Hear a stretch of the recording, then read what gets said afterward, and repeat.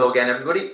This installment, I'm going to talk about mortgages again, and the topic is how much can you borrow? So we're going to look at all the different types of mortgages across first-time buyers, second-time buyers, and investors. And hopefully, over the next 5 to 7 to 10 minutes, you're going to understand a lot more in relation to how much of a cash deposit you'd have to bring to the table in all the different scenarios. Okay, so let's get it moving here. So the first area is the first-time buyer. So if you're a first-time buyer, you are allowed to borrow up to 90% of the value of the property, which means you need a minimum deposit of 10%.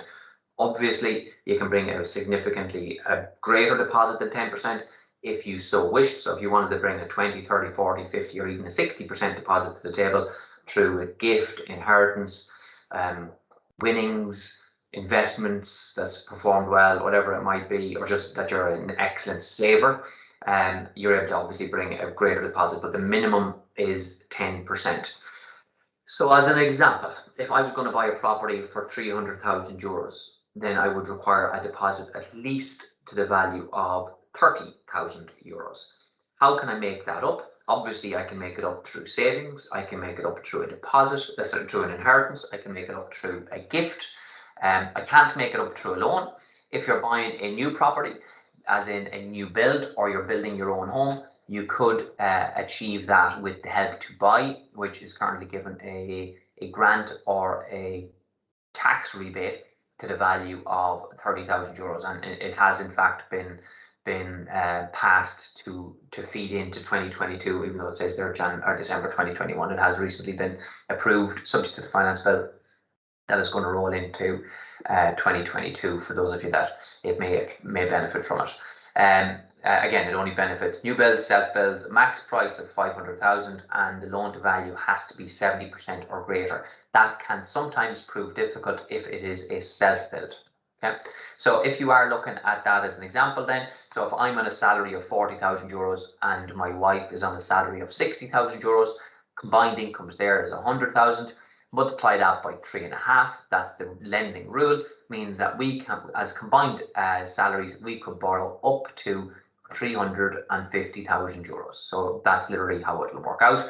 I have just highlighted there that if you are looking at a loan to income, you can apply for a loan to income exception of up to 4.5 times and sometimes greater, depending on the bank.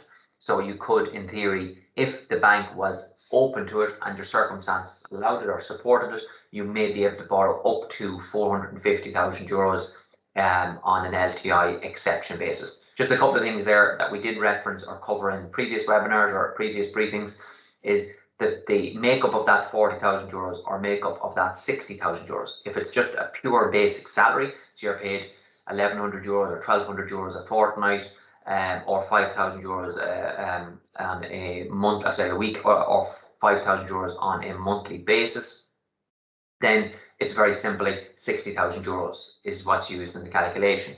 However, if that 40 or 60,000 euros is made up of a basic salary, bonuses, commission, shift work, allowances, overtime, etc., etc., then you may not be able to include all of that salary as part of the multiple calculation, and that the rules around that do vary dramatically from bank to bank and lender to lender in terms of how much of that variable income you can include in the calculation. So again, reach out to us if you're not sure or you want to get a definitive answer on how much of your salary can be calculated.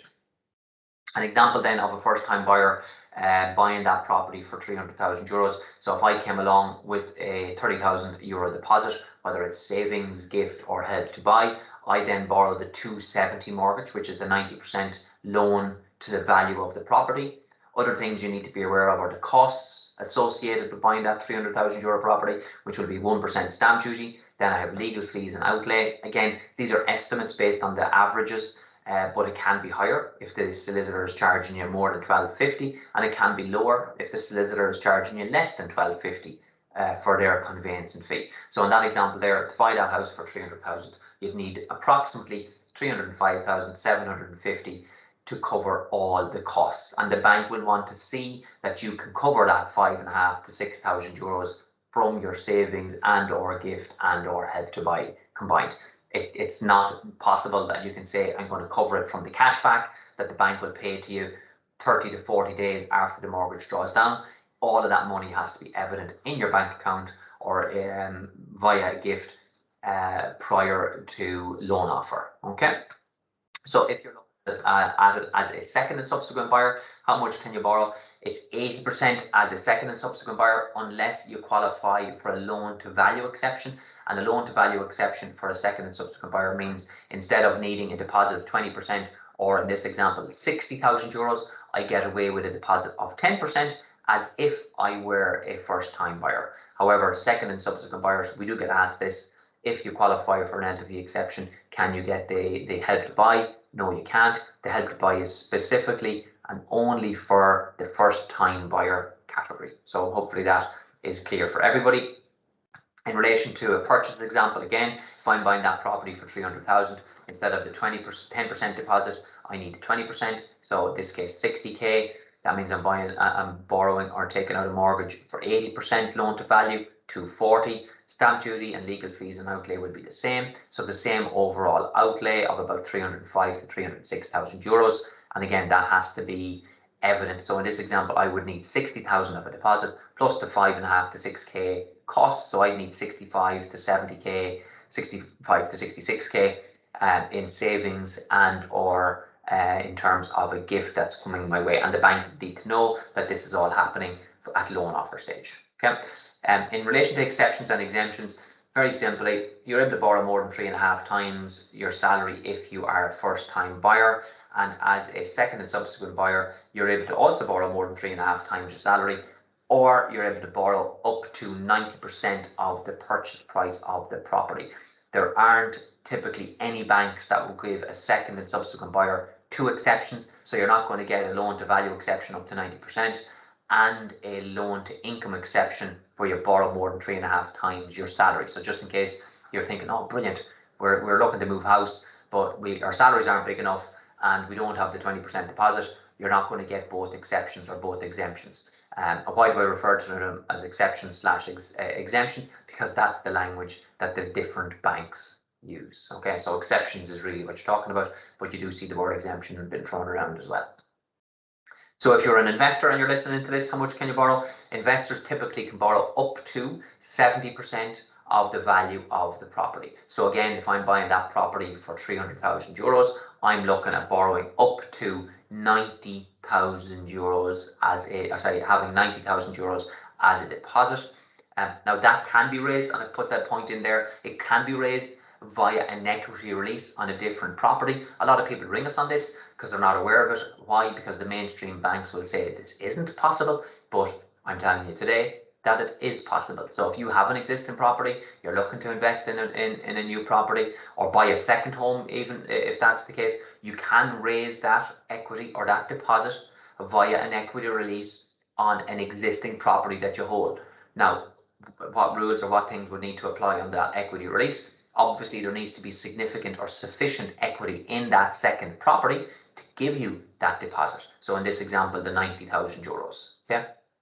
And if you are looking at pension investing, again, it's very, very, very specific. Happy to talk people through it, and we'll probably do a little information webinar on it as well. But in terms of pension investing, you're looking at a deposit of 50%. So if I'm buying a property for 300,000, I'd need to bring 150,000 plus the costs to the table. So I'd need to have 150k basically in my pension fund. So what does it look like as an example for a property investor? So you buy that property for 300,000 euros, you need the 90k deposit or 150k through your pension. You're borrowing the 50 to 70%, so 210 or the 150 if it's in your pension. Stamp duty, legal fees. So those astute among you that have spotted that the legal fees and outlay have gone up, it has. Why is that? Because you also have to cover the legal fees for the lending institution. Whereas if I'm buying a house to move into as a first or a second time buyer, the banks will use their own internal or in-house counsel or in-house legal team. When it comes to investing properties, you pay or cover the costs of the legal services because the banks outsource that to third-party solicitor firms. Okay, so you see that the costs then have crept up there. example of a deposit that you're going to require across all 3 purchases. So if I was buying a property for 300,000 euros, as a first time buyer, I'd need a 30k deposit, a second or subsequent buyer, 60k deposit, and then as an investor, I'd need a 90k deposit. And you can follow it through there right up to the 450 property purchase. I'd need a 45k deposit as a first time buyer, a minimum of a 90k deposit as a second and subsequent buyer, and a minimum of 135k deposit as an investor. Obviously, if I'm investing in my pension, in that example, I'd need a deposit of 225,000 euros. So I'd need to have 225k plus costs in my pension fund already. So there's not too many people out there, I would imagine, that would have that readily available to them. So hopefully that's all made sense. So that then leads on to which bank is right for you. Obviously, there's big question marks over Ulster Bank, needless to say, and KBC with effect from October 2021, because they've confirmed that they are entered into the heads of agreement with Bank of Ireland, and it looks like they are going to be selling their loan book business to Bank of Ireland over the foreseeable future. What timeframes involved there, we don't know yet. But in relation to, there's still plenty of lenders out there that you can choose from. Some banks are more attractive than others. In terms of the rates, this is just a snapshot of all of the different products and rates that are available out there across all of the different banks. Best of luck to you if you're going to try and make sense out of all of the options available to you. Again, what's the simplest thing? Pick the phone up, give us a call. We'll be able to talk you through what your options are, depending on what you're looking to do in the first time, second and subsequent, first time buyer, second and subsequent buyer, investor category. And then obviously whether it's the equity release, debt consolidation, investing in a property, second home, moving house, holiday home.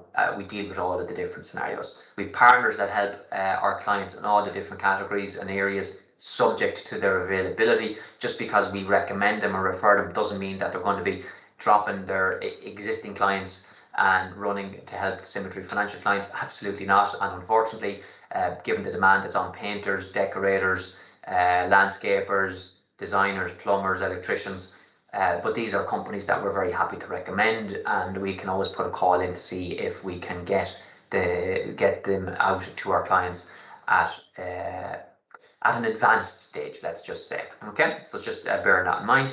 If you want to reach out to us, log on to the website, book a consultation, drop us an email at info@symmetryfinancial.ie, and if you want to reach out to me personally, my details are there at the end. So thank you very much, and hopefully you found that useful.